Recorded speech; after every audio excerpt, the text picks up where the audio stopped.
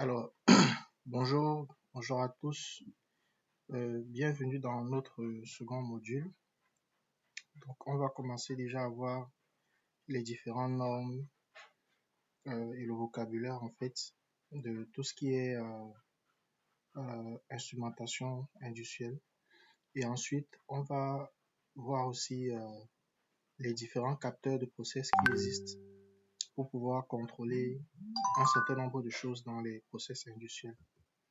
Alors, dans le deuxième module, qui est intitulé Unité de mesure et normes, on va voir un petit peu le vocabulaire international, les systèmes internationaux d'unité et puis également quelques normes qui régissent cette discipline-là.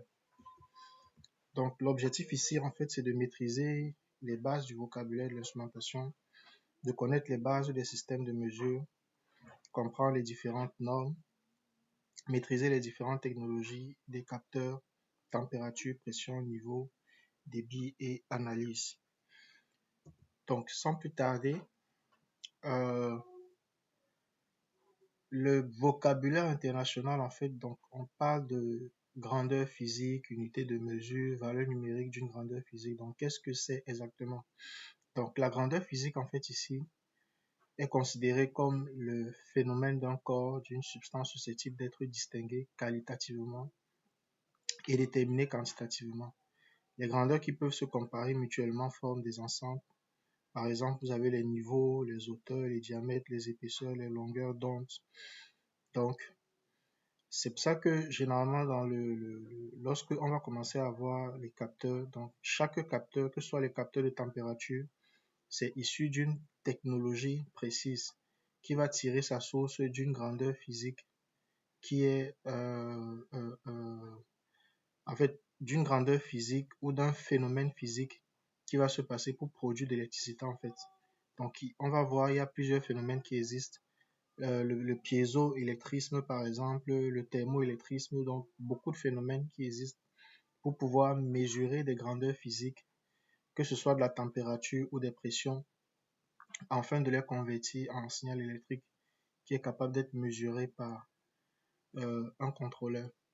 Donc, de l'autre côté, vous avez ce qu'on appelle aussi les unités de mesure. Donc, dans un ensemble de grandeurs, on appelle unité de mesure une grandeur particulière, choisie comme grandeur de référence.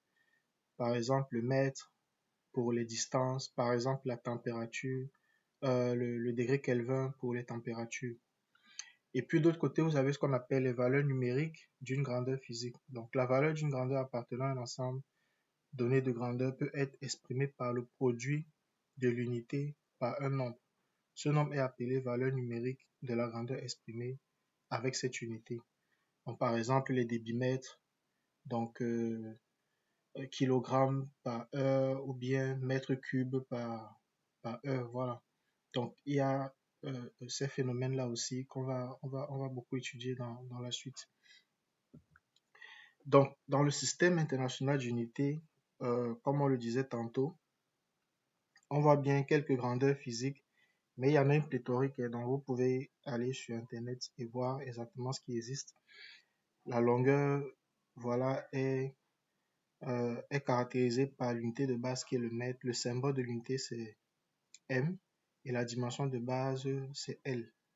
La masse, c'est le kilogramme. Le temps, c'est seconde. Le courant électrique, ampère. La température thermodynamique, le Kelvin. La quantité de matière, le mol. L'intensité lumineuse, le candela. Donc, il y a toute une pléthorique. Donc, ça, j'ai juste fait une short list, juste pour vous montrer un petit peu la différence entre une grandeur physique, l'unité de base, les symboles de l'unité et puis les dimensions de base aussi. Ensuite, il y a également les normes de l'instrumentation et de la régulation industrielle. En effet, comme dans tout domaine ou dans toute activité, il faut toujours des normes pour régir cette activité-là. Donc ici, les normes internationales sont vraiment indispensables pour la conception, pour l'installation, l'exploitation et la maintenance des systèmes d'instrumentation et qui doivent être conformes aux exigences de sécurité dans un premier temps, parce que la sécurité est primordiale dans les installations d'instrumentation, de fiabilité, parce qu'on a besoin que le système soit fiable, et la qualité aussi. Parce que, comme j'ai dit, dans le process, on va beaucoup jouer sur la qualité, beaucoup miser sur la qualité. C'est pour ça qu'on parle de régulation.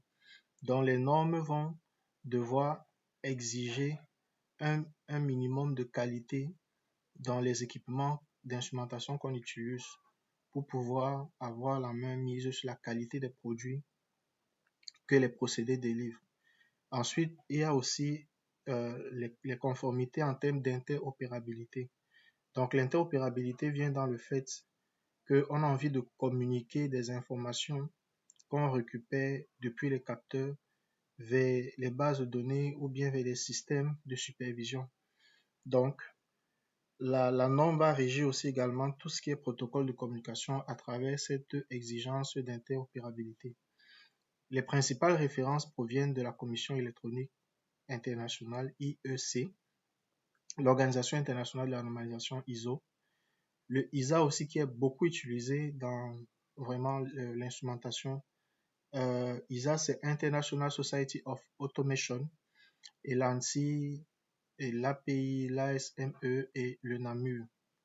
Alors, on va découvrir un petit peu les différents sigles de ce qu'on n'a pas cité ici.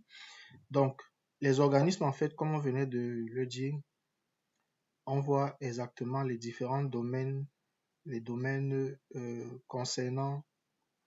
Donc, ici, par exemple, UEC, vous voyez bien que c'est dans le domaine de l'électricité automatique et l'instrumentation y figure. ISO, il y a le management, la qualité. Donc, la qualité, la métrologie, c'est deux pôles aussi de l'instrumentation parce que quand on va faire, par exemple, pas la détection, mais la détermination ou la détermination d'un capteur, donc il faut mettre en exergue la qualité. Donc ANSI, c'est American National Standard Institute. Le domaine, c'est dans les normes industrielles américaines. Donc ça, c'est beaucoup utilisé aux États-Unis. L'API, c'est American Petroleum Institute. Donc ça, c'est beaucoup utilisé dans le domaine du pétrole et du gaz. ASME, American Society of Mechanical Engineers. Donc ça, c'est beaucoup plus dans le domaine des équipements sous pression, dans les cuves, en fait, tout ce qui est sous pression, les tuyauteries, tout ce qui est sous pression. Donc ça, c'est cette norme-là qui gère ça.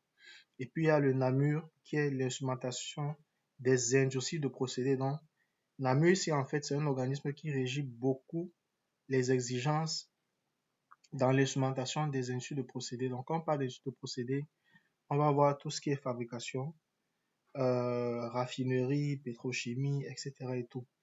Et puis, il y a le dernier organisme qui est IEEE, donc qui va intervenir beaucoup dans le domaine des réseaux industriels et des communications. Donc là, on parle des exigences d'interopérabilité. Voilà, donc c'est tout pour cette formation. On se retrouve tout à l'heure pour le module 3 qui est les capteurs de process.